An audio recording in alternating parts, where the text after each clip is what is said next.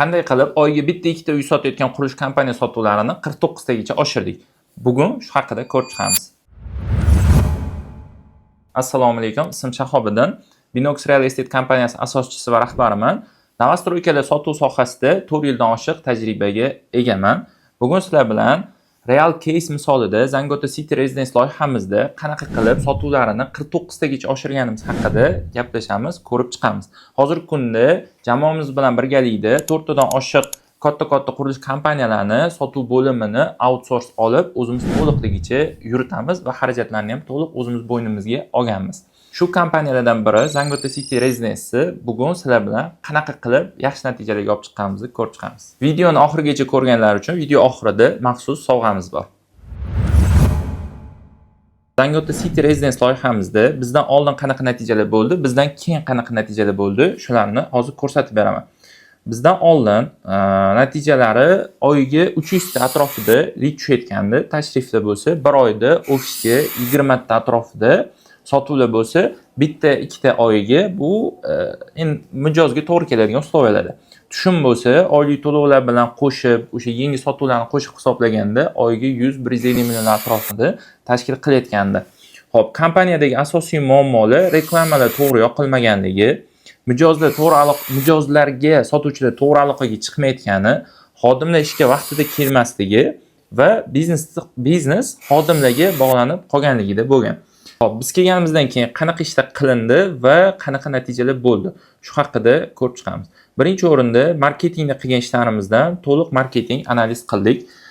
Marketing analizda konkurentlarni berayotgan sotuv shartlari, qanaqa uslublarda sotyapti, nima yaxshi uslubalarni yo'lga qo'ydi, ularning afzalliklari nima, kamchiliklari nima, qanaqa holatda uylarni sotishyapti. Masalan, bozor aytaylik, faqatgina podключ uylar olishga tayyor bo'lishi mumkin. Ya'ni viloyatlarda bor shunaqa bozor, odamlar korobka uylar olmaydi, faqatgina podключ uylar oladi.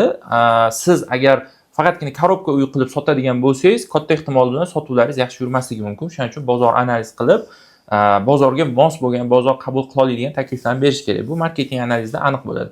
Undan keyin sotuv takliflarini ishlab chiqdik. Sotuv takliflarini ishlab chiqish jarayonida e'tibor berishimiz kerak bo'ladigan narsa bu bozordan o'ta arzon ham qilib yuborish kerak emas. Chunki bozordan arzon qilib yuborilsa, sizga foydangizga yoki siz tushadigan pullaringizga ta'sir qiladi va qurilishlaringiz vaqtida bitmay qoladi. Lekin bozordan juda qimmat bo'lib ketadigan bo'lsa ham sotib olmaydi. Agar qimmat bo'ladigan bo'lsa ham, o'sha qimmatligini isbotlab beradigan nimadir bo'lishi kerak. Ya'ni loyihani klassida bo'lishi mumkin, yoki loyihani joylashuvida bo'lishi mumkin, yoki loyihani ichida ishlatilayotgan materiallarga bog'liq bo'lib, narxini o'shanga asoslangan holda oshirish mumkin bo'ladi va o'shani marketingni yaxshi ochib ko'rsatib bera olish kerak bo'ladi. Undan keyin kreativlar ishlab chiqildi. Kreativlar ishlab chiqilishda ham e'tibor beradigan joyimiz bor. Bu juda ko'pchilik, masalan, aytaylik, 20% boshlang'ich to'lov bilan uy sotadi. Biz 20% boshlang'ich to'lov bilan uy sotamiz deb turib reklama qiladi. Buni holatda ko'p lidlar tushishi yoki lidlar arzon tushishi ehtimoli juda ham kam bo'ladi. Nimaga e'tibor berish kerak? Masalan, sizni eng kichkina kvadraturangiz bor, 30 kvadrat va uni 20% boshlang'ich to'lovi aytaylik, Toshkent sharoitida yoki viloyatda qaysidir sentr joylarida bo'lsa, uni boshlang'ich to'lovi 70 million bo'lyapti. O'sha 70 million so'mni olib, biz 70 million so'm boshlang'ich to'lov bilan uy sotamiz deb reklama qilib mijozga jalb qilinadi. Mijozga jalb qilingandan keyin unga bir xonali taklif qilinadi. Agar mijozga kattaroq xonadon kerak bo'lsa, uni boshlang'ich to'lovlari qayta hisoblab beriladi. Yoki xuddi shunaqa oylik to'lovlarda bo'lishi mumkin. Ya'ni masalan, bir xonali eng kichkina kvadraturani oylik to'lovi 4 milliondan tushishi mumkin. Reklamada asosiy o'shanga urg'u beriladi. Shunda bizga tushayotgan lidlar sifatli va arzon tushishi mumkin. Lekin o'sha kreativlarni ishlatayotganda e'tibor berish kerak bo'lgan narsa, masalan, yaqinda ham bitta loyihani oldik, Namanganda Chortoq loyihasini oldik. Loyihada oldin ham reklamalar yoqilgan, lekin ulardagi eng asosiy muammo klientlarning 90% boshqa joydan uy qidirib tushirgan. Ya'ni Namangan, Chortoq tumanidan emas, boshqa viloyatlar va Toshkentdan 90% lidlar tushgan. Shu muammo bo'lmasligi uchun kreativda loyiha joylashuvini aniq etish kerak. Birinchisi loyiha joylashuvini etish kerak. Ikkinchisi mijozlar telefon nomerlarini o'z qo'li bilan to'ldirish kerak.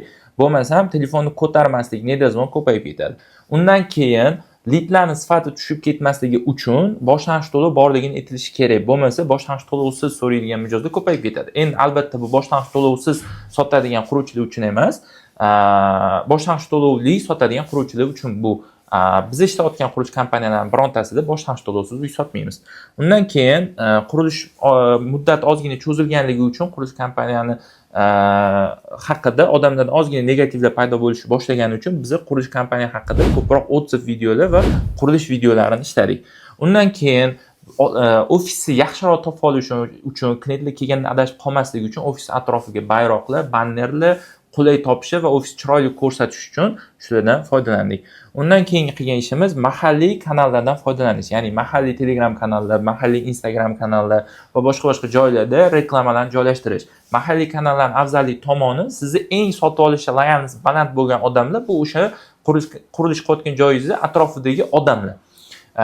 Ular bor bo'lgan Telegram kanallar yoki Instagram kanallarni topib ularga reklama berishingiz sizga sotuvingizga yaxshigina ta'sir qiladi. Undan keyin albatta target reklama bu eng yaxshi ishlaydigan reklama. Target reklamadan foydalandik. Undan keyin sotuv bo'limida qilingan ishlardan jamoa boshqatdan yig'ildi. Xodimlar boshqatdan o'qitildi.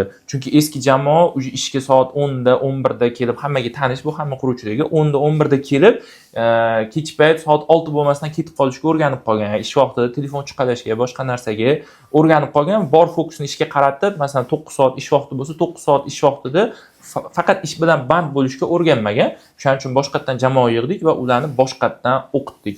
Loyiha bo'yicha, programma bo'yicha, klientlar bilan suhbat bo'yicha, sotuv bo'yicha xodimlarni boshqatdan o'zimiz o'qitdik. Undan keyin CRM tizimini o'rnatdik. CRM tizimi bu bizni har bir jarayonni bosqichcha o'lchashimiz uchun kerak. Raqamlarda o'lchamasak, sotuvimiz oshish ehtimoli juda kam. Biz har bitta bosqichcha raqamlarga bo'lib olib, qayerda muammo bo'layotganini aniqlasak, o'sha joyga to'g'ri yechim bera olamiz. Bo'lmasa umumiy kartinkada sotuv kam bo'laveradi, lekin aynan qayerda muammo bor, nimani to'g'rilashim kerak degan savolga javob topilmaydi. O'shaning uchun har bitta bosqichni ajratib, raqamlarda o'lchash kerak. Bunda bizga CRM juda katta yordam beradi. Undan keyin mijozlar bilan bir vaqtda o'zida ko'p mijozlar bilan aloqa o'rnatib, ularni to'g'ri kontrol qilib, zapislarni ushlab tura olishimiz uchun IP telefoniya o'rnatdik. Undan keyin sotuvchilarning sotuvga bo'lgan qiziqishini oshirish uchun motivatsiya tizimini qo'ydik. Undan keyin qilgan ishimiz skript tuzildi. Skriptsiz loyiha ma'lumot berishini to'g'ri ssenariysiz sotish ehtimoli juda past. Ya'ni juda ko'p qurilish kompaniyalariga telefon qilib ma'lumot oladigan bo'lsangiz, telefon qilasiz, necha xonali uy kerak deydi, menimcha xonali deysiz, desangiz, u risk kalkulyatorga urib narxini hisoblab ketadi. Undan oldin loyihaning afzalliklari, ustunliklari, loyihani plyus tomonlarini tushuntirmay turib, hamma qurilish kompaniya xuddi shunaqa ma'lumot bergani uchun agar siz birinchi loyihaning plyuslarini, foyda tomonlarini, klientga nima afzalliklari borligini tushuntirib ma'lumot bersangiz, klient ofisga kelish, sotib olish ehtimoli yana ham oshadi. Shu uchun skript juda ham zarur. Undan keyin kunlik, haftalik, oylik hisobot tizimi har kuni, har hafta, har oy sizda marketingdagi ko'rsatkichlar, lidlarning sifati, lidni soni, qo'ng'iroqlar soni, qo'ng'iroqlarning sifati, qo'ng'iroqlarning vaqtini o'lchab turishingiz kerak va o'shalarni doimiy ko'rib turish kerak. Qaysi biri tushib ketayotganiga qarab yechim ko'rasiz. Ya'ni xodimlar masalan kam telefonda gaplashish boshladim yoki lidlarning soni tushib ketdimi yoki lidlarning soni oshib, sifati tushib ketdimi, nima muammo bo'lyapti va qayerda bo'lyapti. O'sha narsani haftalik ko'rib yechim qilib turish kerak. Xodimlarning gaplashish vaqtlari bo'yicha kunlik otchetlarni ko'rib nazorat qilish kerak. Undan keyin audit va qayta o'qitish. Mijozlarni shu ishga tushirdik, masalan, marketing analiz qildik, reklamalarni yoqdik, o'sha diklar tushish boshladi va sotuv bo'limi uni обработка qilib ishlashni boshladi. Bo'ldimi desa, yo'q, uni audit qilish kerak. Ya'ni marketingni audit qilinadi, sotuv bo'limi audit qilinadi, qo'ng'iroqlar audit qilinadi va qaytadan sotuvchilar o'qitiladi. Mana bu xato qilsam, buni bu gaplashlaring to'g'rilar. Mijoz mamnun qilib ma'lumot so'rasa, bunaqa qilib to'g'ri ma'lumot ber deb turib qayta o'qitiladi. Undiruv bo'limida nima ishlar qildik? Qarzdorliklar birinchi o'rinda shakllantirildi. Juda ko'p joyda qarzdorliklar, aytaylik, porядочный yuritilmaydi. Har xil joylarda sochilib yotgan bo'ladi. Qarzdorlikni shakllantirdik. Undan keyin qarzdorlarga SMS xabarnoma orqali ogohlantirdik.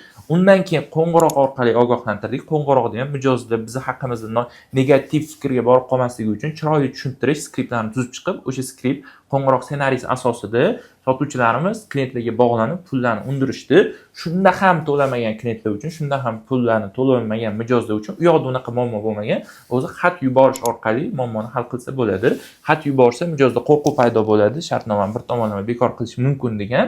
Shuning uchun keyin olib borib pulni to'laydi. Xo'p, shu ishlarni qildik va shu ishlarni qilganimizdan keyin nima natijalar bo'ldi Zangiota City Residence loyihamizda? Shuni ko'ramiz. Qilingan natijalar oylik ko'rsatkichlar bo'yicha bizda lead sifatini 60% ga ko'rsatdik. Lead sifatini doimiy o'lchab boring. Buni skarem orqali o'lchasa bo'ladi. Ya'ni siz oyiga 10 mingta lead olishingiz mumkin, lekin uni mingtagina sifatli bo'lishi mumkin. Qancha ko'p byudjet sarflasangiz ham sizga kerakli bo'lgan sifatli lead ola olmasligingiz mumkin. O'shaning uchun lead sifatini doimiy o'lchash kerak. Lead sifati nima?